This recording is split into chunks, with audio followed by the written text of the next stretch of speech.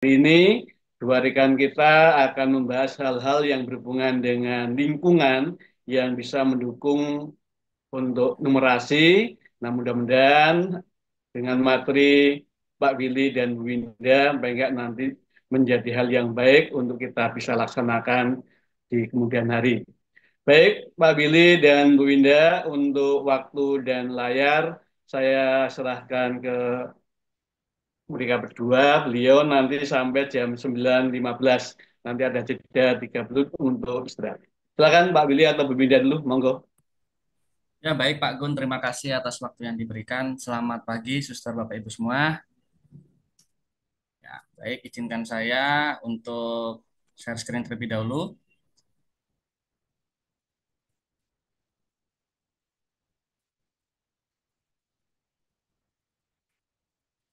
Ya, apakah sudah terlihat Bapak Ibu? Sudah. Sudah. Oke, baik. Bapak Ibu semua, untuk materi yang saya akan bawakan pada pagi hari ini betul lingkungan belajar yang mendukung pola pikir berkembang numerasi. Nah, sebelumnya Bapak Ibu, saya sudah mengirimkan beberapa contoh buku digital di grup WA. Nanti kita bisa lihat bersama-sama untuk beberapa contohnya. Tapi sebelum itu kita akan lihat terlebih dahulu untuk materi HSG pada pagi hari ini. Baik, untuk yang pertama, lingkungan yang mendukung penguatan konsep lingkungan yang mendukung pola pikir dalam numerasi. Apakah yang dimaksud dengan lingkungan yang mendukung pola pikir numerasi peserta didik? Lingkungan yang mampu meyakinkan peserta didik bahwa mereka memiliki kemampuan numerasi yang dapat dikembangkan melalui usaha dan ketekunan, serta membentuk sikap positif dalam menerima tantangan, bertahan dalam kesulitan, memandang usaha dan kerja keras sebagai jalan menuju kesuksesan, belajar dari kritik, dan menemukan inspirasi kesuksesan orang lain.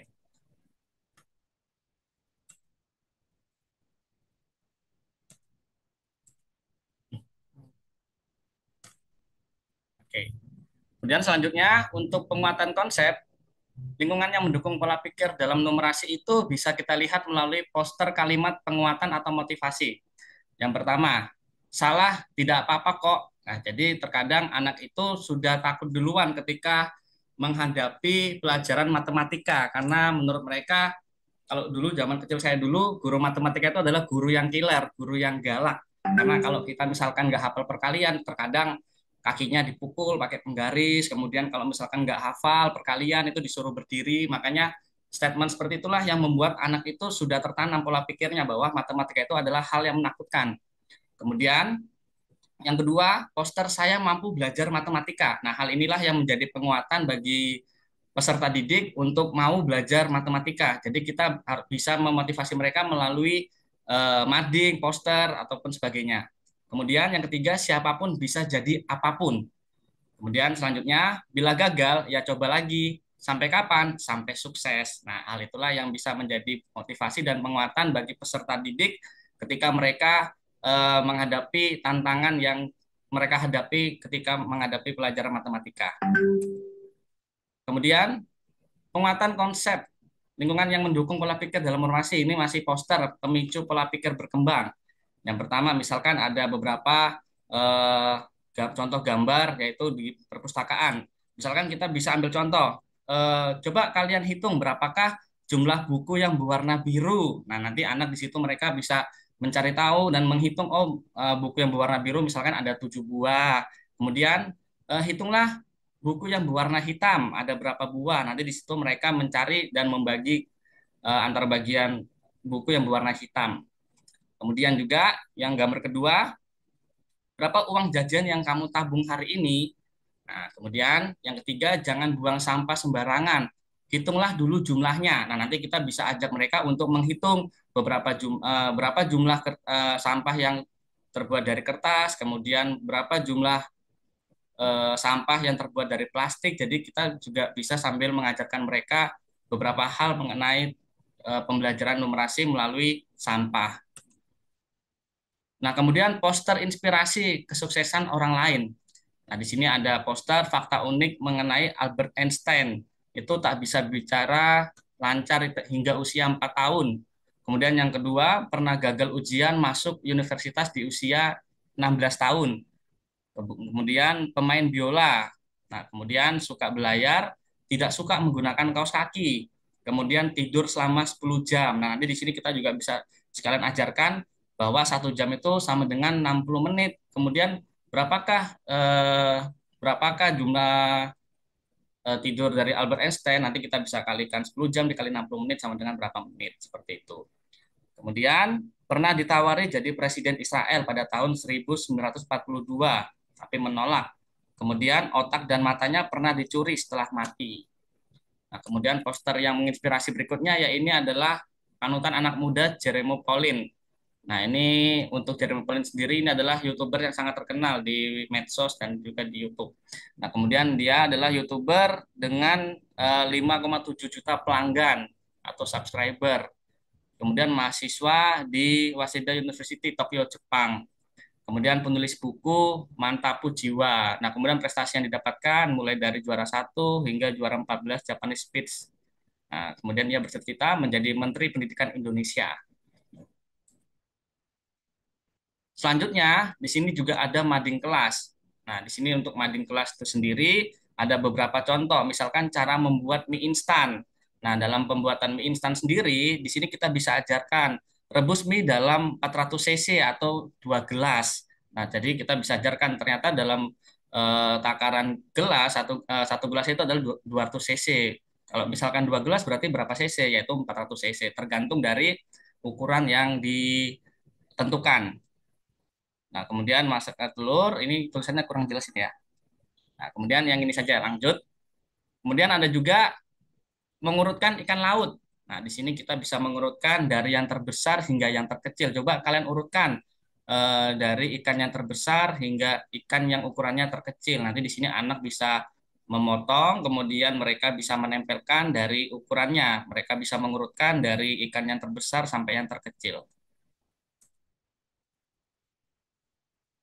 Kemudian untuk poster interdisiplin, jangan buang sampah sembarangan, hitunglah dulu jumlahnya. Untuk fase A di sini ada matematika, yaitu menyortir, mengelompokkan, membandingkan, dan menyajikan data dari banyak benda dengan menggunakan turus. Kemudian untuk mata pelajaran IPAS, itu peserta didik dapat membedakan lingkungan sehat dan tidak sehat. Kemudian mencerminkan perilaku hidup sehat dan ikut serta menjaga kebersihan lingkungan rumah dan sekolah. Selanjutnya, untuk mata pelajaran Bahasa Indonesia, peserta didik mampu membaca kata-kata yang dikenalinya sehari-hari dengan fasih. Nah, kebetulan di sekolah kita kan sudah ada itu bagian-bagian sampah organik, kemudian anorganik, kemudian juga ada B3. Nah, di situ kita juga sekalian mengajarkan kepada anak untuk mereka itu bisa menyortir dan mengelompokkan mana sampah yang kira-kira organik, mana sampah yang anorganik. Seperti itu. Kemudian kalau untuk mata pelajaran IPA sendiri, mereka bisa membedakan lingkungan yang sehat dan tidak sehat. Nah, kita bisa ambilkan contoh, misalkan kalau misalkan kelas kita terlihat kotor, kemudian banyak sampah yang berserakan, kira-kira kelas kita termasuk kelas yang bersih apa tidak? Nah, seperti itu. Kemudian kalau misalkan kita memberikan contoh lagi, kalau misalkan kelas kita terlihat bersih, kemudian tidak ada sampah yang berserakan, kira-kira kita nyaman nggak belajar di kelas? Nah, hal itu bisa diajarkan juga pada anak. Kemudian untuk bahasa Indonesia, peserta didik mampu membaca kata-kata yang dikenalinya sehari-hari dengan fasih. Nah, kemudian contoh lingkungan fisik lagi yang mendukung pola pikir dalam numerasi di sekolah, yaitu sekolah menyediakan berbagai alat pendukung pola pikir berkembang dalam numerasi, sehingga peserta didik dapat dengan bebas menggunakan alat-alat tersebut untuk mendorong aktivitas numerasi. Nah, di sini ada stiker tinggi badan, kemudian di sini ada timbangan, kemudian di sini ada termometer, kemudian di sini ada dadu. Nah, kemudian kalau misalkan stiker tinggi badan, ini kita bisa juga mengajarkan untuk jumlah satuan, misalkan berapa tinggi badanmu. Nah, nanti di sini anak-anak mencoba untuk mengukur, oh ternyata tinggi badan saya sekitar 140 cm, Bu. Seperti itu. Kemudian untuk timbangan, berapakah berat badanmu? Jadi kalau satuannya kilo. Kemudian kalau termometer untuk satuan derajat Celcius, nah, seperti itu. Kemudian lingkungan sosial meliputi interaksi antara guru dan siswa, serta antar siswa sendiri dalam membangun lingkungan belajar yang positif dan mendukung pola pikir berkembang numerasi. Dampak yang diharapkan adalah interaksi sosial yang terbentuk baik dengan atau tanpa stimulus guru, dapat mengembangkan pola pikir berkembang dalam numerasi peserta didik dengan sendirinya. Nah, kita bisa dilihat di sini ada beberapa percakapan dari peserta didik. Misalkan, jam berapa kita pulang? Jam setengah satu. Nah, jam setengah satu itu jam berapa? Setengah satu itu jam 12.30 kan? Nah, sekarang jam 12 lebih 5 menit. Berarti 25 menit lagi ya. Nah, di sini dari percakapan tersebut kita bisa lihat, oh ternyata dalam percakapan saja itu juga bisa mengandung hal-hal numerasi. Seperti itu. Kemudian, contoh lingkungan yang berikutnya yaitu selalu memberikan stimulus numerasi ketika berinteraksi dengan peserta didik.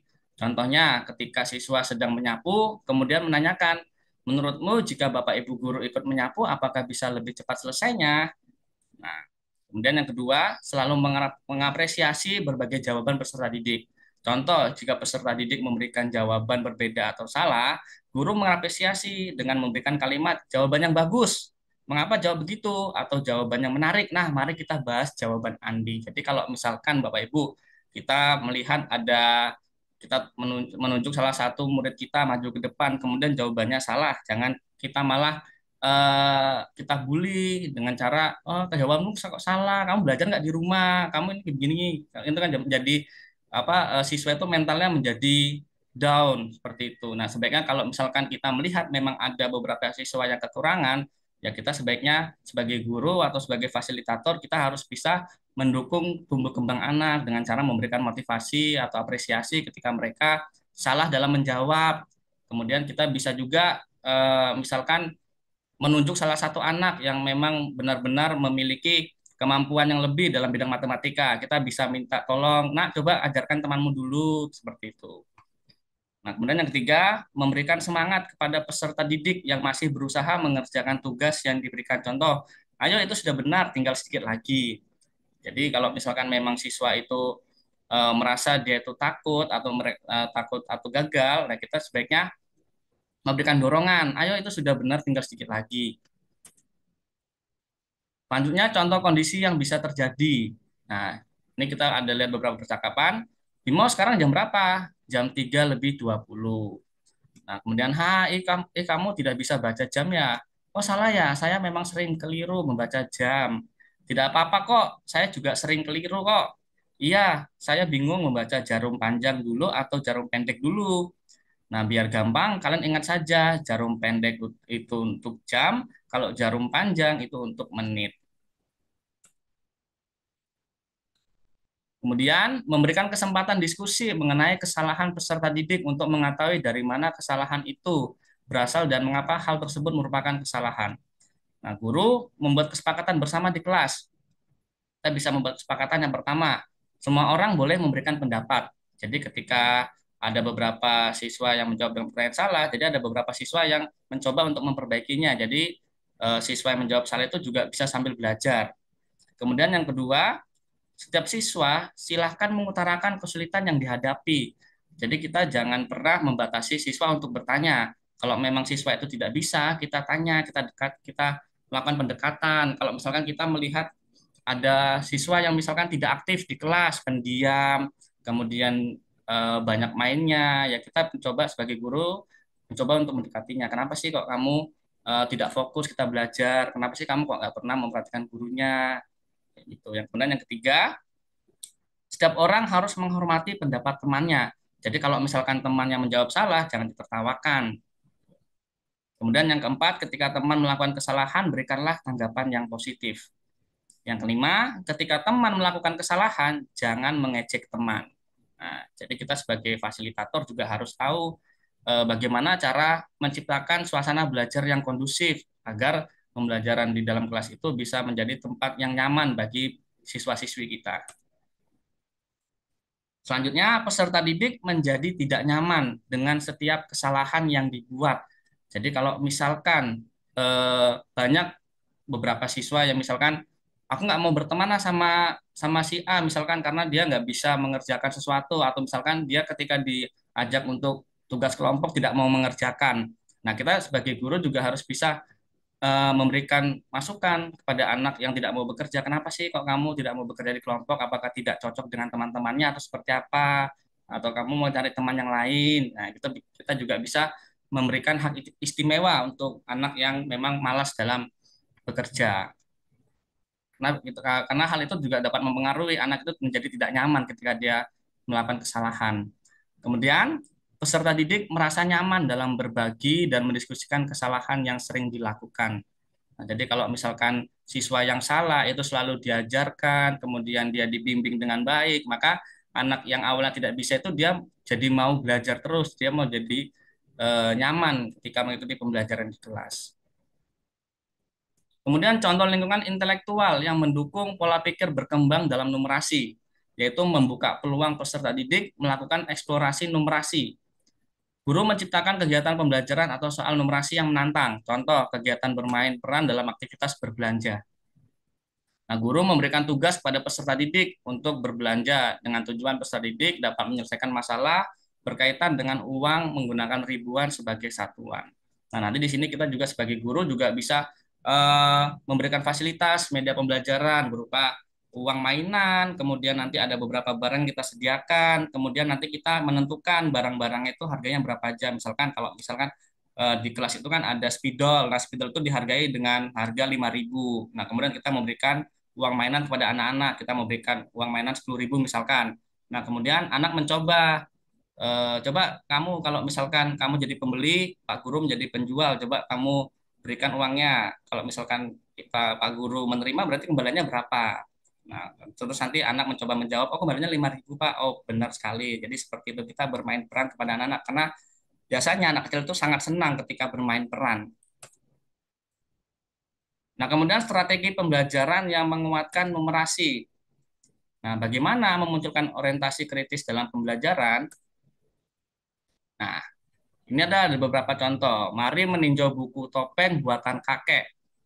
Pertanyaan pemantik untuk menguatkan kecakapan numerasi apa saja yang bisa ditanyakan guru saat membacakan buku. Nah, kira-kira ini Bapak Ibu guru, kalau Bapak Ibu guru semuanya, suster Bapak Ibu guru melihat ya, melihat beberapa gambar yang ada di depan, kira-kira pertanyaan pemantik yang dapat ditanyakan kepada peserta didik itu apa?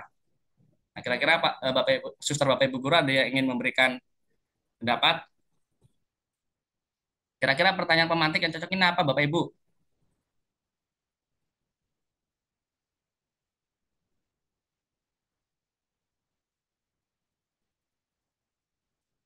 Mbak, sekarang kita perhatikan dulu gambar yang ada di depan ini. Kemudian kira-kira pertanyaan pemantik apa yang cocok dari gambar tersebut, suster Bapak Ibu?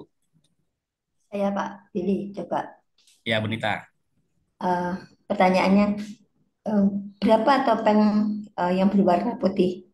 Apakah bisa? Bisa, Bunita, betul sekali. Kita beri tepuk tangan untuk Bunita.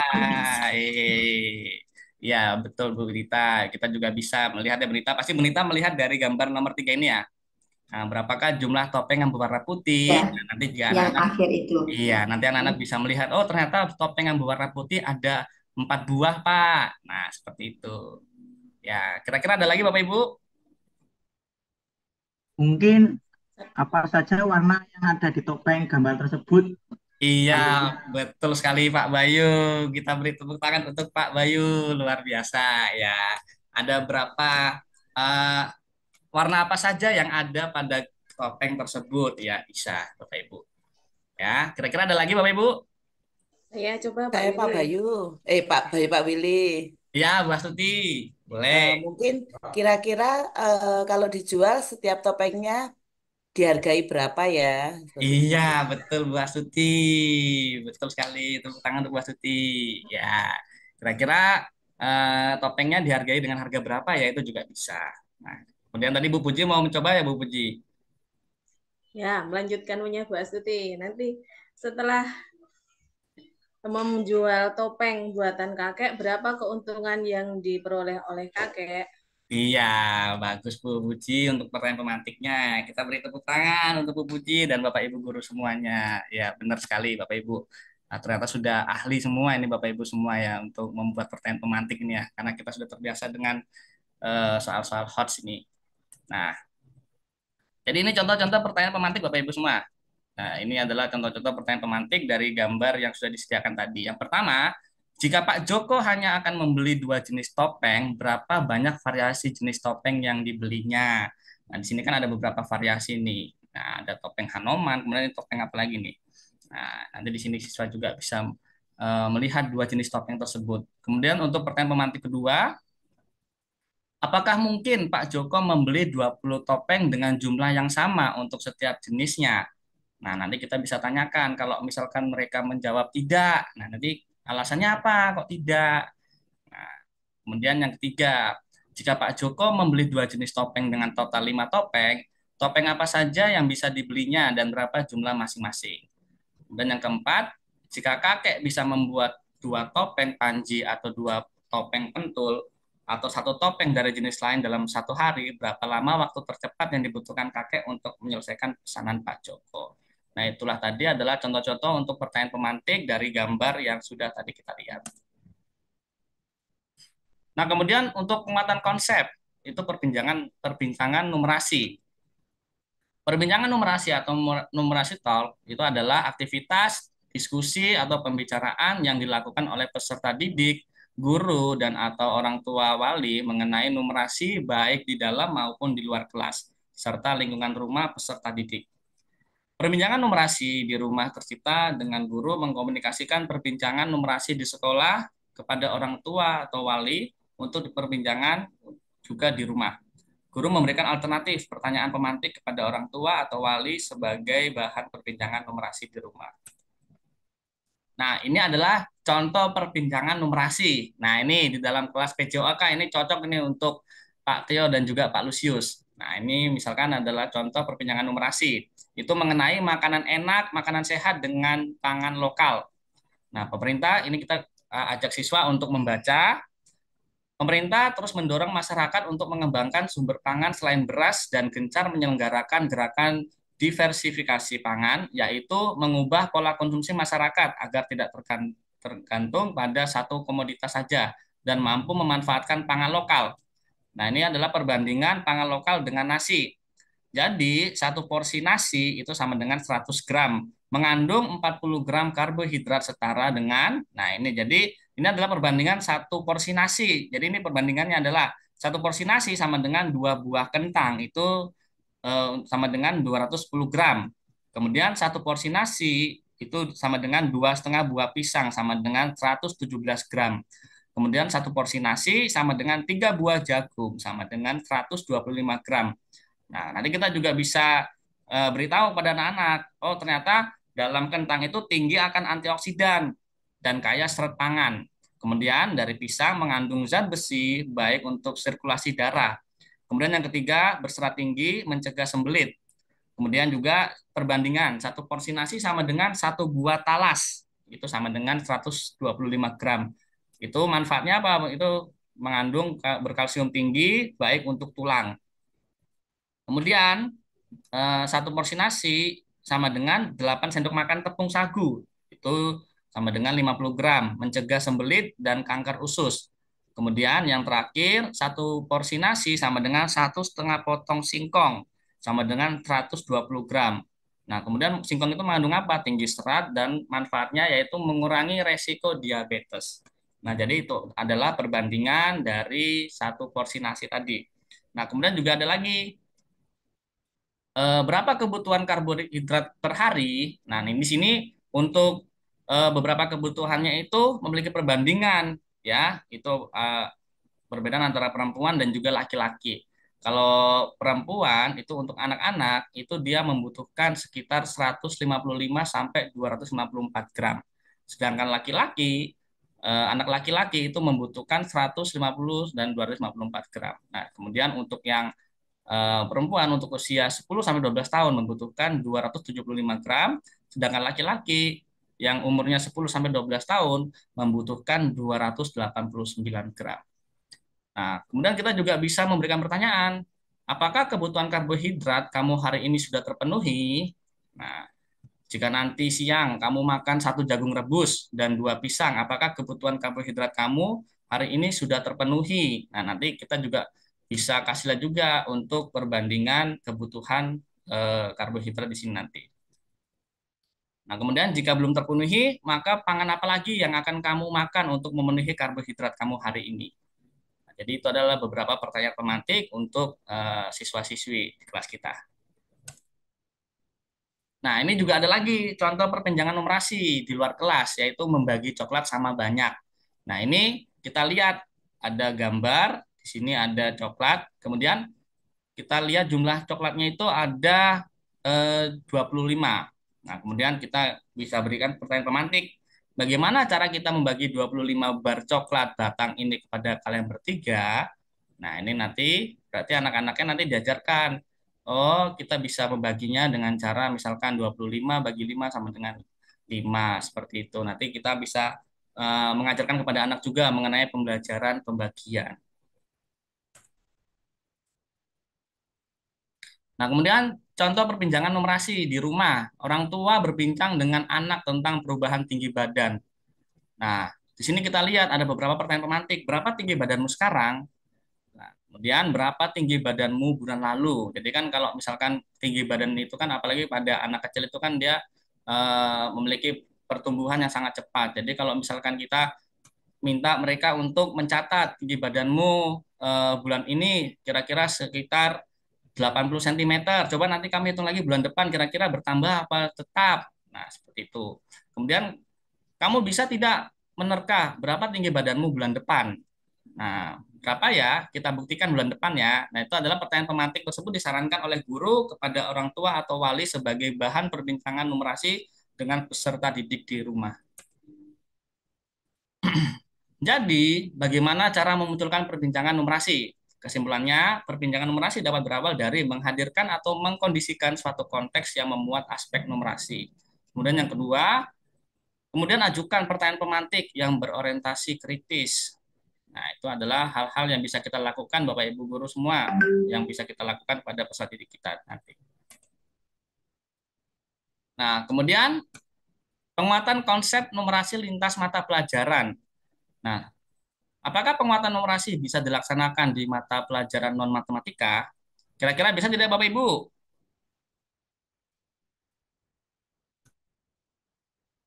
Kira-kira penguatan numerasi bisa dilaksanakan di mata non-pelajaran matematika? Bisa apa tidak? Bisa, Pak Willy. Oke, bisa ya. Nah, kita lihat. Penguatan konsep. Contoh pembelajaran penguatan numerasi lintas mata pelajaran. Di sini ada seni budaya dan IPS, yaitu contohnya mata uang rupiah. Apakah nilai uang yang ada Banda Neira, Ngarai Sianok, dan Gunung Bromo memiliki nilai yang sama? Jelaskan, apakah kita bisa buat 2000 dengan 1000? Bagaimana caranya? Apakah kita bisa buat 1000 dengan 2000? Bagaimana caranya? Jadi konteks ini mengenal uang yang bercerita tentang arah, mengenal uang 1000, 2000, dan juga 500. Nah, kemudian untuk orientasi kritisnya yaitu karakter berkebinekaan global dalam mengenal mata uang rupiah. Kemudian alatnya representasional yaitu gambar perbandingan nilai mata uang fisik, uang mainan buku atau buku digital e-book. Kemudian personal mengenal uang mata rupiah konteks. Kemudian untuk penguatan matematikanya pemecahan masalah, estimasi konsep, mata uang, komposisi, dan dekomposisi bilangan. Nah, kemudian untuk pembelajaran proyek IPA meninjau barang elektronik, konteksnya yaitu saintifik, yaitu kelistrikan barang elektronik. Untuk pengetahuan matematikanya yaitu mengenai geometri, bangun ruang, mengukur dimensi kemasan produk. Kemudian yang kedua, data dan ketidakpastian, yaitu membaca data spesifikasi produk. Kemudian yang ketiga, bilangan, memperkirakan dan membandingkan bilangan, yaitu daya dan juga harga. Kemudian yang keempat, pemecahan masalah, membuat pilihan dari beragam barang elektronik. Kemudian untuk disposisinya, yaitu membangun kepercayaan diri, fleksibilitas dalam membuat keputusan, berani menyampaikan ide atau inisiatif yang mengambil resiko. Kemudian untuk alatnya yaitu ada penggaris, kalkulator, perangkat HP, internet, kotak kemasan yang memuat data spesifikasi produk. Kemudian untuk aktivitasnya yaitu mendata spesifikasi produk, mengelompokkan berdasarkan kategori tertentu, menganalisis, mengurutkan, membandingkan, mereview, dan membuat rekomendasi atau saran alat elektronik terbaik untuk dibeli. Yaitu untuk pertanyaan pemantiknya, bagaimana kamu melihat alat elektronik terbaik? Nah, di sini adalah beberapa contohnya. Jadi anak-anak itu diberikan sebuah contoh alat elektronik. Nah, mungkin ini adalah pelajaran kelas 5 atau kelas 6 ini Bapak Ibu semua ya. Ya betul Beli ya. Ini ada nggak pelajarannya di kelas 5 dan kelas 6 Beli?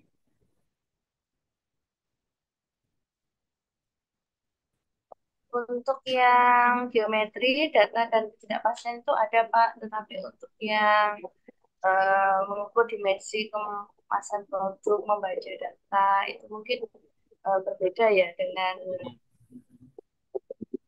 Oh iya, baik terima kasih Beli. IP sekarang. Oke. Oh iya, terima kasih Beli untuk pendapatnya. Ya, jadi seperti itu ya Bapak Ibu ya untuk penguatan konsep numerasi untuk contoh pembelajaran non mata pelajaran matematika.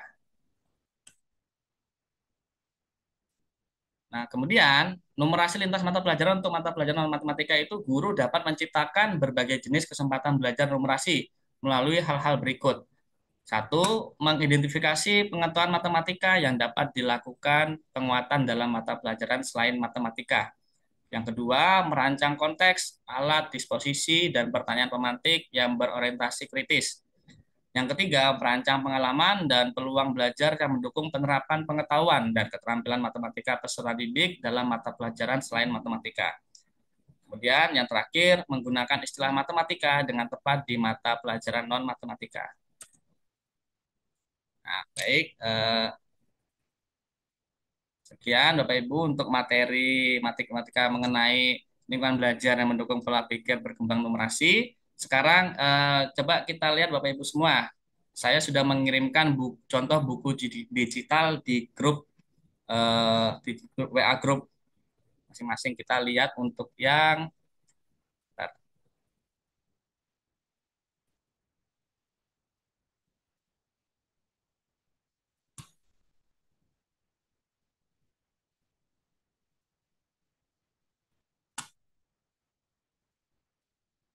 Coba Bapak Ibu semua kita buka buku digital yang berjudul Kemiri untuk Tuto.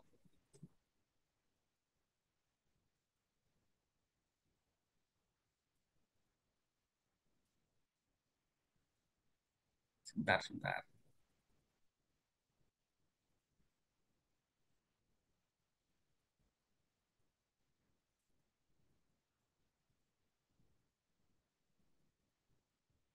Oke, apa sudah terlihat Bapak Ibu yang saya share screen? Sudah, Pak.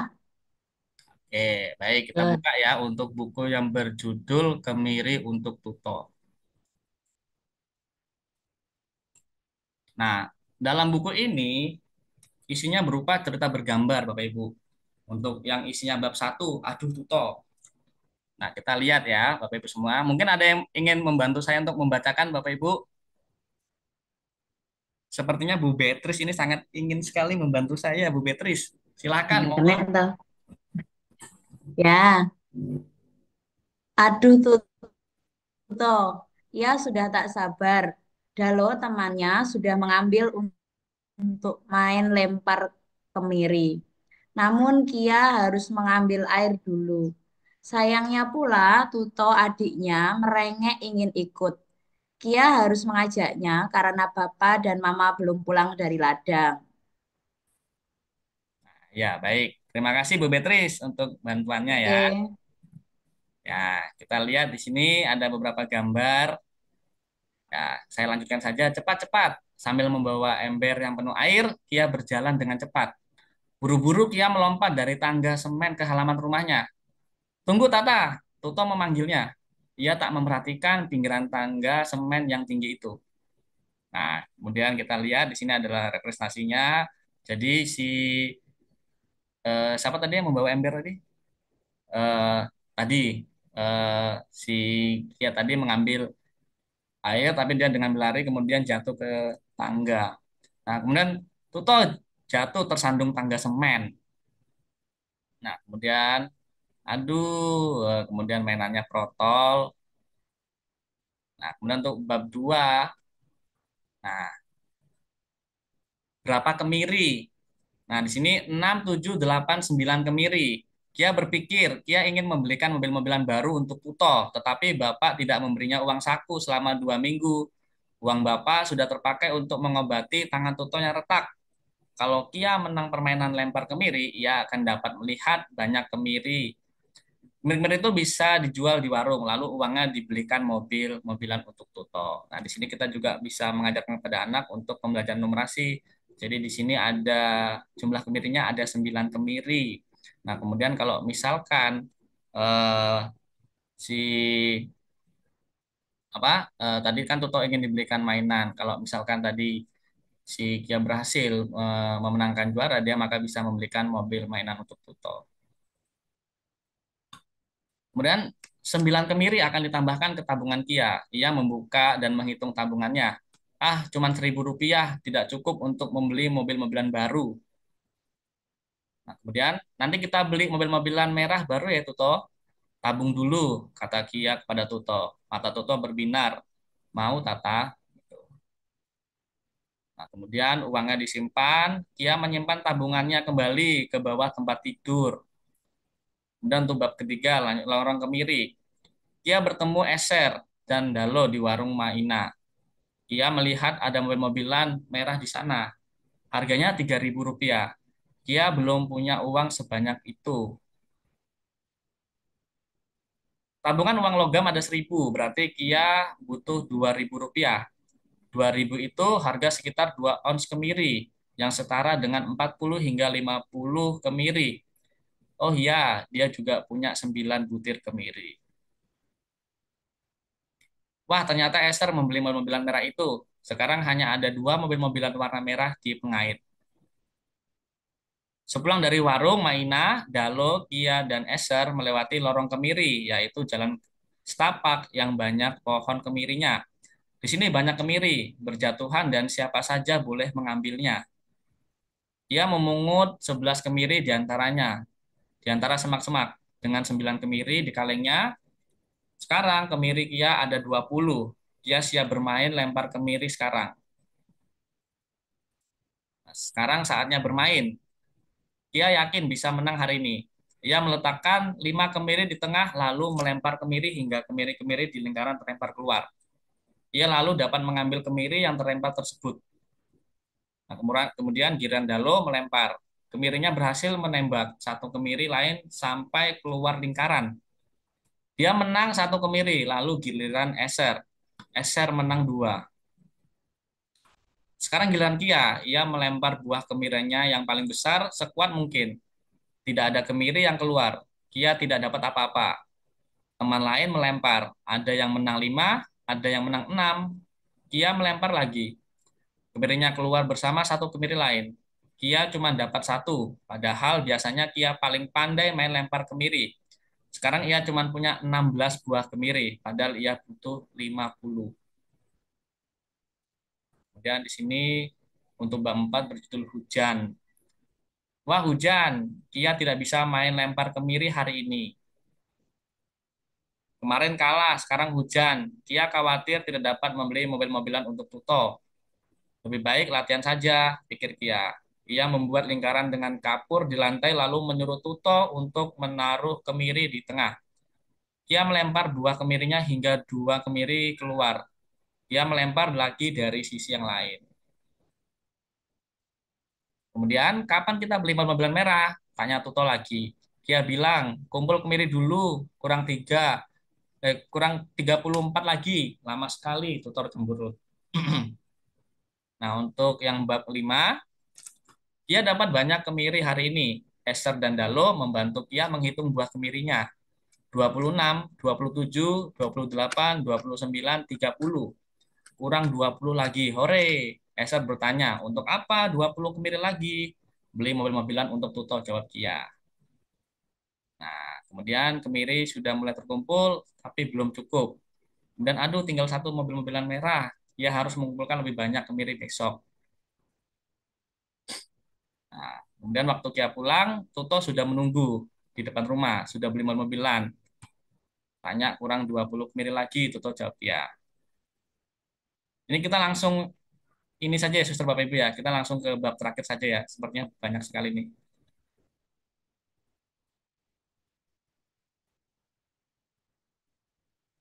Ini bab terakhirnya. Bab 8, mobil kemiri.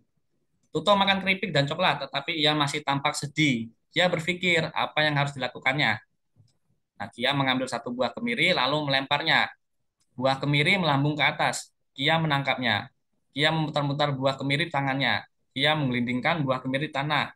Oh, buah kemiri bisa berjalan. Kia punya ide. Kia mengambil pecahan ranting yang berserakan di tanah. Ia menusuk buah kemiri dengan ranting itu. Ia mencabut rantingnya lalu menusuknya lagi. Kemudian Tuto, mari sudah bantu, kata Kia. Kia mengambil satu pecahan ranting lagi. Tusukkan ini ke kemiri ini, katanya kepada Tuto. Ia lalu berlari ke pagar tanaman. Ia memetik 4 buah bonsai warna orange. Ia menempelkan buah bonsai itu pada tonjolan ranting yang tadi ditusuknya pada buah kemiri. Lalu ia menempelkan satu lagi di sisi satunya. Wow, kita membuat mobil kemiri. Oh, ini ternyata tadi Bapak Ibu semua mobilnya itu habis ya. Karena mobilnya habis, akhirnya Kia memiliki inisiatif untuk membuat mobil-mobil mainan menggunakan kemiri. Nah, Kia membuat satu mobil kemiri lagi. Lalu ia mengambil 2 ranting yang panjang, satu untuknya, kemudian satu lagi untuk Tuto. Mereka menggambar jalan panjang yang berliku di tanah. Nah, kemudian ayo balap Tuto. Wah, ternyata eh, untuk happy ending ini Bapak Ibu ya. Jadi ceritanya itu membahagiakan untuk akhir ceritanya.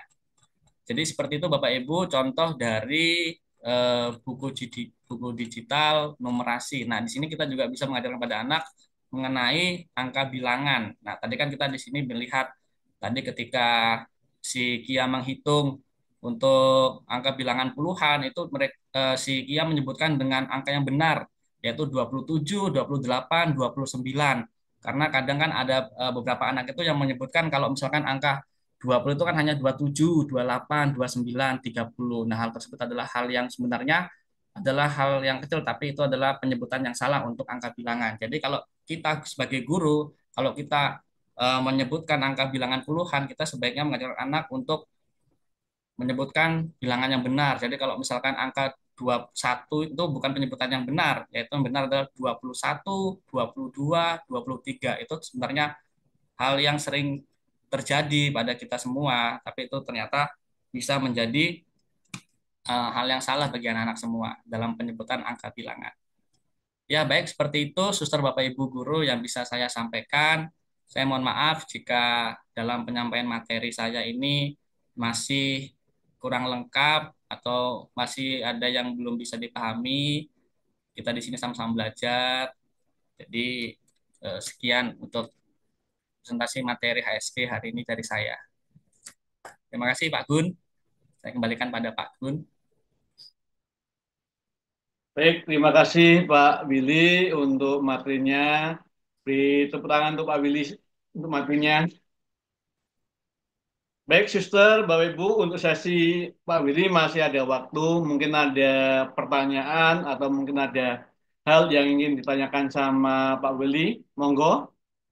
Atau mungkin akan yang berbagi sharing hal-hal yang mungkin yang disampaikan Pak Willy pernah dilakukan di kelasnya masing-masing atau menjadi hal yang baik yang nanti akan menjadi kesepakatan untuk kita lakukan di kelasnya masing-masing.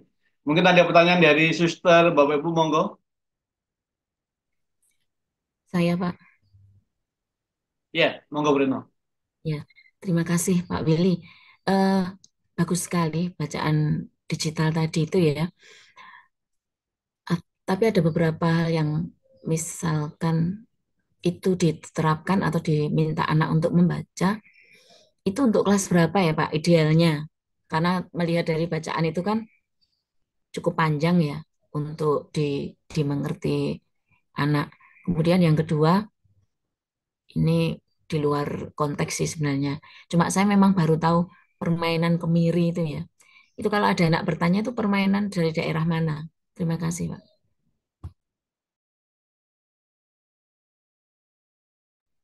Ya, baik, terima kasih Brotno untuk pertanyaannya. Kalau menurut saya sih itu untuk buku digital itu bisa diajarkan untuk fase B ya Brotno ya. Jadi antara kelas 2 dan kelas 3. Karena itu kan berkaitan dengan angka bilangan kan Brotno. Tapi kalau misalkan ditanyakan permainan kemiri itu asalnya dari mana? Saya juga kurang tahu Brotno. Mungkin ada Bapak Ibu guru yang tahu permainan kemiri itu asalnya dari mana ya? Karena saya juga kurang kurang tahu juga sih Bruno untuk permainan kemiri itu asalnya dari mana. Kalau dari daerah saya di daerah Kalimantan untuk permainan kemiri sendiri itu tidak ada. Mungkin dari Bapak Ibu guru ada yang punya pengalaman waktu kecil mainan kemiri. Saya juga belum pernah dengar soalnya. Terus Penulisnya dari mana, Pak? Kalau dari lihat tata bahasanya, iya. sepertinya dari daerah timur. Dari daerah timur ya suster ya. Oh, Dari Iya, tata bahasa loh. iya, mungkin iya. ya. Mm-mm. Heeh. Kan Terus Maena, ini terus ada Enak. EE-nya gitu. Oh iya, tadi ada imbuhan E di akhir kalimat tadi, Ya. suster ya. Iya, sepertinya dari daerah timur. Kalau kita lihat juga dari contoh gambarnya, suster ya, di situ kan kalau kita lihat kan untuk sebentar, untuk tokohnya tadi sendiri rambutnya. dari warna kulitnya, dari ini ya identitas dirinya itu kan dari warna kulit, kemudian dari rambutnya itu kan berwarna kulitnya berwarna hitam, kemudian juga rambutnya keriting. Mungkin bisa saja ini dari Indonesia Timur, Brutno. Oh Kalau iya, kita menerka-nerka ya, Brutno ya. iya. Terus ini ya Pak, andekan itu kan panjang sekali ya. Kalau untuk Iya, anak fase kelas fase B, kelas fase 3 B. 4 Iya, itu kan seandainya kita itu bernumerasi lalu kita hanya memberikan sepenggal saja gitu, tidak tidak dari awal sampai akhir misalkan tadi tentang yang bermain mendapat biasanya mendapat sekian, lalu tiba-tiba hari itu dia hanya mendapat satu, sedangkan temannya mendapat sekian. Apakah boleh misalkan hanya satu perikop apa nih istilahnya ya, satu halaman atau dua halaman saja gitu. Jadi tidak semua kita ajak baca anak-anak, tapi eh, kalau secara kita bernumerasi awal sebelum kita mulai ya. mengajar, bolehkah itu hanya sebagian saja, tidak semua gitu ditunjukkan kepada anak, sehingga anak hanya membaca ya sebagian yang bagi kita mau kita kita ajarkan tentang bilangannya itu. Terima kasih. Iya, Brutno. Terima kasih. Eh, kalau kalau dari saya sendiri sih boleh saja, Bruno. Tapi kan kalau kalau apa mungkin kalau untuk Bapak Ibu ingin dijadikan sebagai media literasi kan juga bisa ya, Bruno ya. Jadi anak-anak sambil melakukan kegiatan literasi mereka juga sambil mempelajari pembelajaran numerasi. Seperti itu, Bruno. Iya, iya. Terima kasih, Pak. Ya, baik. Terima kasih, Bruno.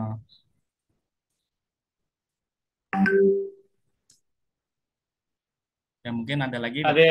yang mau bertanya lagi, Sister, Bapak Ibu? Saya Pak Gun. Ya, monggo. Sebenarnya bukan bertanya ya, mungkin seperti yang disampaikan dari Pak Willy tadi yang di awal, untuk yang poster-poster itu tadi Pak Willy, mungkin bisa ditunjukkan ya Pak Willy ya, dari slide-nya Pak Willy. Poster yang bisa mendukung anak, karena memang di tempat kita memang untuk poster-poster ini juga belum belum ada begitu. Jadi alangkah baiknya kalau memang kita Nah, ini mendukung ya. ya. Ini Mem Ya Vivit. betul Pak Willy ya. Salah tidak apa-apa kok. Nah, ini kadang-kadang saya melihat anak-anak kita ini kadang kalau diminta untuk menjawab sesuatu itu, ini mem, ini yang bisa. Saya nggak bertanya siapa yang, kamu nggak usah tunjuk teman kamu, tunjuk dirimu sendiri. Nah, ini kadang-kadang anak-anak yang perlu karena mungkin mereka sendiri apa ya, takut ya begitu. Kalau kalau menunjuk temannya malah mereka berani. Ini yang bisa. Kalau menunjuk dirinya sendiri. Nah, ini mungkin poster-poster seperti ini Pak Gun yang bisa kita juga berikan ke anak supaya ini saya yakini juga bagus ya untuk impactnya ke anak juga untuk secara psikologis. Bila gagal ya coba lagi sampai kapan, sampai sukses. Nah ini perlu mungkin Pak Gun. Kita kan punya, kalau kita nggak punya apa namanya, eh, kita nggak bisa cetak, mungkin bisa di laminating aja. Jadi hal-hal yang bisa tersampaikan ke anak. Mungkin di setiap kelas mungkin bisa diusahakan ada seperti ini Pak Gun. Gitu, itu saran saya begitu. Oke, matur nuwun. Terima kasih. Ya, baik. Terima kasih Mem Vivit untuk masukannya. Iya, saya juga menyadarinya memang bahwa di kelas saya sendiri pun untuk poster atau mading itu masih minim sekali. Nah, nanti mungkin kita bisa mencoba, mungkin nanti kita membuatnya dalam model Canva, kemudian kita print, kemudian kita tempelkan di apa di papan-papan dinding, mungkin bisa bermanfaat sekali ya, Mem Vivit ya, untuk Ya, pembelajaran. betul. Mungkin lebih awet lagi kalau di laminating kan kita punya untuk laminatingnya supaya Ya, kelas-kelas berikutnya masih bisa dipakai gitu. Jadi pesannya itu selalu ada untuk anak-anak seperti ini gitu. Iya, baik. Terima kasih Mem Vivit untuk masukannya, bagus sekali. Iya. Ya, sama-sama Pak Willy. Ya, Pak Willy, saya mungkin menanggapi yang disampaikan Mem Vivit. Kok saya cenderung setuju tiap kelas nanti dibuat poster yang berisi motivasi, tapi bukan kita yang membuat, tapi justru dari anak-anak yang membuat. Jadi nanti kita wadahi, nanti kita siapkan juga apa saja yang dibutuhkan. Jadi kita menggali kemampuan dari anak-anak untuk membuat poster. Nanti poster-poster yang mungkin layak untuk ditempelkan itu malah justru akan membekas dari anak sendiri karena dia punya pengalaman. Jadi mungkin nanti kita buat kesepakatan. Saya kira mungkin setiap kelas memang belum ada yang poster yang isinya tentang motivasi ya seperti yang tadi disampaikan sama Pak Willy. Itu memang baik juga. Mungkin kalau saya usul, gimana kalau poster itu yang membuat adalah anak-anak sendiri. Jadi mungkin nanti dibuat dalam bentuk kelompok. Nah, nanti setiap kelompok kan silakan berkreasi sendiri, membuat kata-kata motivasi. Nah, mungkin untuk kata-katanya bisa dari Bapak Ibu yang punya ide, atau mungkin dari literasi anak-anak sendiri, atau mungkin menjadi tugas dari anak mencari kata-kata motivasi yang mungkin relevan dengan perkembangannya. Saya kira itu malah lebih bagus daripada kita membuatkan terus ditempel setiap kelas. Justru menjadi hal yang baik sehingga anak juga berproses untuk menjadi itu tanggung jawabnya. Nah, mungkin setelah selesai membuat posternya, bisa juga nanti anak disuruh presentasi. Kenapa memilih kata-kata itu? Nah, itu kan mungkin mah akan muncul juga keberanian anak untuk tampil, kerjasama, dan sebagainya. Saya kira kok itu mah lebih bagus dibandingkan kalau kita sudah jadi ditempelkan. Mungkin ada tanggapan dari suster, Bapak Ibu untuk yang ide itu. Idenya dari Memphis itu bagus sekali. Monggo. Kalau iya, nanti kita akan sepakati kapan itu akan dibuat sehingga nanti setiap kelas itu akan ada kata-kata atau poster motivasi yang membuat anak-anak sendiri. Tetap kita hargai apapun yang mereka buat. Mungkin ada yang menanggapi, monggo. Setuju Pak Gun. Nggih, kalau mungkin dari anak-anak sendiri malah mengena ya, karena mereka yang berasal dari mereka untuk mereka, jadi mereka mungkin lebih mentaati atau lebih termotivasi dengan hal itu. Nggih, setuju. Nanti kita bantu untuk proses laminasinya aja. Iya, mungkin bisa dilombakan itu ya. Ya, saya itu Berno. Ya, Bruno, ya. Ya. Kita enggak nek di lomba nih. Bagus begitu. Kalau mungkin dilombakan ya itu akan ada hadiahnya itu mungkin nggak ada dananya. Kalau dilombakan itu mungkin anak-anak lebih semangat main vivid. Tapi kalau enggak itu kadang anak-anak ya sudahlah asal-asalan gitu. Kalau menurut saya Kalau sih satu kelompok juara satu itu fase seperti kemarin, fase A, B, C. Nah, seperti itu. Terus nanti yang didapatkan tidak terlalu banyak gitu loh kita mengeluarkannya. Mengeluarkan apa biayanya itu. Kalau menurut saya sih gitu. Karena kalau dilombakan mereka pasti lebih lebih berusaha untuk lebih baik. Tapi kalau enggak itu ya ya begitulah namanya anak-anak. Ya, semangat Memang tapi ya. saya. Ya untuk pertama kalau menurut saya ya tidak harus langsung dilombakan. Soal anak minat atau tidak tergantung dari eh, kita memotivasi anak-anak. Jadi mungkin untuk uji coba pertama bisa apa namanya itu ya membuat dulu untuk kelasnya masing-masing. Sharing sedikit pengalaman ketika saya membantu di Santo Carolus, mereka juga punya ya mading di kelasnya masing-masing yang setiap bulan itu mereka sudah menentukan temanya. Jadi udah tahu misalnya bulan ini bulan apa. Lalu mereka membuat ya poster setiap kelompok dan ditempelkan di mading kelas gitu. Jadi hal yang baik yang sudah di unit lain lakukan mungkin bisa jadi kita contoh sebagai pemula. Itu Bapak Ibu dari saya. Ya, terima kasih Suster untuk sharingnya juga. Bapak Ibu, Suster, jadi memang kesepakatan pertama Kita nanti akan tentukan waktunya, kita akan membantu untuk anak-anak. Langkah pertama betul yang disampaikan suster, kita membiasakan dulu anak untuk membuat poster yang berhubungan dengan motivasi yang nanti semuanya akan ditempelkan di kelasnya masing-masing. Entah itu apapun hasilnya, tetap kita hargai. Dan mungkin seandainya nanti ada apresiasi, nggak apa. Jadi kita siapkan untuk paling nggak yang menurut dari rekan-rekan atau mungkin dari anak-anak itu yang terbaik. Jadi mungkin nanti dalam satu kelas diambil yang paling favorit menurut anak-anak sendiri. Jadi yang menilai adalah anak-anak sendiri, sehingga mereka juga bisa mengapresiasi hasil karya orang lain. Dan yang terpenting juga, nanti juga setelah mereka selesai membuat poster, itu nanti minta bantuan dari Bapak Ibu kelas untuk juga mereka mempresentasikan kenapa kok mereka memilih kata-kata itu, sehingga paling enggak itu membekas dari pengalaman yang mereka dapat. Baik, terima kasih untuk kesempatan pertama hari ini. Nanti kita akan mengagendakan untuk setiap kelas membuat poster. Mungkin ada pernyataan atau pertanyaan untuk Pak Willy yang berikutnya. Saya Pak Gun. Ya. Terima kasih atas kesempatannya Pak Willy. Tadi kan Pak Willy sebelumnya sudah menyampaikan bahwa kalau dulu zaman saya itu kalau tidak bisa pasti akan dipukul, diapakan gitu kan. Nah, Ya, betul.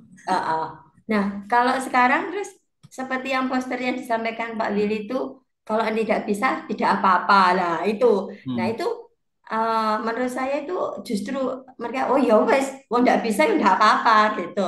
Jadi bagaimana caranya supaya mereka itu termotivasi. Misalnya nih ya, untuk apa namanya menghafalkan perkalian saja. Nah, itu sampai kelas 6 aja kadang-kadang Ya. ada yang tidak bisa. Nah, gitu loh. Apalagi perkalian itu adalah dasar dari semua materi yang diberikan. Entah itu aljabar, geometri, apa saja dan sebagainya. Itu. Nah, bagaimana Pak Willy supaya mereka itu bisa termotivasi untuk perkalian itu di kelas 3 paling enggak. Di kelas 3 itu sudah di luar kepala misalnya seperti itu. Gitu. Terima kasih Pak Willy itu pertanyaan saya. Ya, terima kasih Bu Nita untuk pertanyaannya luar biasa sekali. Nah, terkait dengan pertanyaan Bu Nita, saya itu beberapa hari yang lalu itu pernah diceritakan sama Bretno. Ini pengalamannya dari Bretno. Saya mau izin Bretno ya untuk menceritakannya ya. Jadi kan karena Bretno itu guru matematika di kelas saya, itu jadi Bretno itu membuat challenge untuk saya menunjuk satu anak, misalkan Vincent. Vincent itu kan dia kalau masalah perjumlahan perkalian dia itu masih sangat lambat sekali Bunita. Nah, jadi karena mungkin saking mangkelnya, terus akhirnya Vincent itu diminta oleh Bu Retno itu menghafalkan perkalian. Jadi Bu Retno itu membuat challenge, Vincent kalau misalkan kamu nggak hafal perkalian, satu kelas nggak boleh pulang. Nah, jadi teman-teman yang lain itu mencoba membantu Vincent, membuat sebuah dorongan motivasi. Ayo Vincent, kalau kamu nggak hafal perkalian, kita nggak bakal pulang loh. Kalau misalkan kamu nggak mau belajar atau malas belajar, kita bakal apa di kelas terus, nggak bisa pulang. Nah, jadi akhirnya apa? Akhirnya Vincent itu memiliki usaha terhadap dorongan dari teman-temannya. Oh iya, kalau misalkan jadi kelas ini tergantung dari aku. Kalau misalkan aku nggak bisa hafal perkalian, maka kelas ini nggak bisa pulang. Jadi hal tersebutlah yang mungkin bisa kita coba lakukan, Benita, di zaman pembelajaran seperti sekarang ini kan, karena kalau kita sendiri kan pembelajaran sekarang kan kita tidak boleh kontak fisik terhadap anak-anak. Kalau misalkan nggak bisa apa-apa kan tidak boleh dimarahi, apalagi dicewek, kemudian dihukum secara fisik, itu kan nggak boleh. Mungkin kita bisa mengambil mengambil satu tindakan seperti itu, Berita. Jadi misalkan kita tunjuk satu anak, coba kamu hafalkan perkalian. Kalau kamu nggak hafal perkalian, satu kelas nggak boleh pulang. Mungkin kita bisa mencoba melakukan hal seperti itu, Berita. Ya, terima kasih. Iya, Pak Willy, matur nuwun. Terima kasih. Iya. Saya bisa menambahkan ya Pak Willy. Iya, Beli. Silakan. Saya juga sangat prihatin melihat media sosial beberapa akhir ini ya, bahwa SMA saja tidak bisa perkalian. Dari sini banyak selebgram-selebgram yang akhirnya memiliki apa ya istilahnya ya, mau meningkatkan bagaimana caranya supaya anak-anak itu bisa menguasai perkalian. Memang kita dari dulu itu dari tahun ke tahun kita belajar bahwa tidak boleh loh anak itu menghafal. Kalau menurut saya, memang ada beberapa poin yang memang anak-anak memang harus hafal. Tapi ada beberapa poin yang memang mereka harus mengerti dan memahami, kemudian akhirnya itu akan menjadi memori jangka panjang. Karena perkalian ini dulu kalau waktu saya masih SD ya, saya ingat sekali perkalian ini baru saya dapatkan kelas 4 atau kelas 5 SD. Padahal saat ini kelas 2 saja anak-anak sudah harus bisa perkalian. Nah, mungkin saya bisa memberikan beberapa maksudnya tips ya. Kita memang tidak bisa maksudnya untuk meminta semua anak untuk dalam jangka waktu tertentu untuk menghafal sekian. Itu pasti juga ada prosesnya dan tidak mungkin dalam beberapa hari anak-anak langsung bisa menghafalkan semuanya. Saya pun juga sebagai guru mata pelajaran itu juga bertemu dengan anak-anak tidak setiap hari. Maka kami pun juga istilahnya minta bantuan wali kelas juga untuk bekerja sama ya. Dan tidak bisa kalau saya bekerja sendiri yang pasti. Kita perlu bekerja sama juga dan juga dengan orang tua juga. Jadi ada beberapa anak yang memang belum hafal perkalian itu saya tulis di buku tugasnya. Kemudian saya berikan surat kepada orang tua untuk kita saling memberi bimbingan di rumah supaya anak-anak juga belajar di rumah tentang perkalian. Kemudian untuk perkalian 1 sampai 5 itu sebenarnya juga bisa melalui jarimatika. Untuk perkalian 1 dan 10 mungkin gampang ya Bapak Ibu. Untuk perkalian 9 itu juga ada metodenya, ada tekniknya yang bisa mempermudah anak-anak. Mungkin untuk perkalian 6, 7, 8, 9 itu kita bisa menggunakan jarimatika. Mungkin Bapak Ibu bisa melihat di media sosial, di YouTube itu juga banyak sekali cara-caranya untuk belajar perkalian. Dari sini kita juga sudah dituntut bahwa semua mata pelajaran harus mengajarkan numerasi kepada anak-anak. Mungkin dari sini kalau kita bisa kompak, kita bisa istilahnya satu visi, mungkin saya yakin bahwa anak-anak itu bisa untuk menyelesaikan ini. Untuk hafal perkalian di kelas 4 itu sudah harus memang hafal perkalian, jadi akan mempermudah pembelajaran di kelas berikutnya. Mungkin demikian yang bisa saya sampaikan. Terima kasih Pak Willy. Ya baik, terima kasih Bu Eli atas masukannya. Ya saya juga sangat setuju Bu Eli. Mungkin kalau kita sadari untuk tahun ajaran sekarang ini kan pertemuan matematika itu paling seminggu hanya 2 kali ya Bu Eli ya. Nah, mungkin nanti antara wali kelas dengan guru matematika itu bisa saling bekerja sama dan berkolaborasi. Mungkin nanti ada jam tertentu yang mungkin pada anak untuk menghafalkan perkalian. Misalkan saya itu jam numerasi atau jam literasi itu bisa saya manfaatkan untuk anak-anak mencoba untuk menghafalkan perkalian di depan kelas. Ya, Bu Eli, terima kasih atas masukannya. Sangat setuju sekali yang dikatakan Bu Eli. Ya. Ada Pak lagi, Willy. ya Bruno. Ya, boleh saya menambahkan sedikit yang diceritakan Pak Willy tadi tuh. Iya Bruno, silakan. Ya, terima kasih. Jadi ketika kita mau push anak untuk supaya teman-temannya juga support, itu tetap kita harus memperhatikan karakter anak ya. Kalau Vincent itu kan memang secara psikis dia nggak gampang stres, nggak gampang. Terima kasih untuk masukannya yang bagus sekali. Ya, jadi untuk memberikan motivasi yang benar pada anak itu kita harus mengenal terlebih dahulu ya, Bruno ya, untuk karakter anak-anak. Terkadang karakter anak-anak itu kan ada yang walaupun dia salah dia masih ketawa-ketawa. Nah, kalaupun dia dimarahin juga masih senyum-senyum. Itu contohnya seperti Vincent itu Bruno. Kemarin tuh dia dapat nilai berapa ya? Dapat nilai 23 Pak ya. Dapat nilai 23 itu dia senang sekali. Aku dapat 23. Jadi disebarkan ke teman-temannya itu loh, Bro. Saya juga sampai kadang pusing sendiri nih ini gimana ya caranya supaya dia tuh mau apa ya. Terima kasih. Ya, mungkin ada lagi, Suster Bapak Ibu Guru.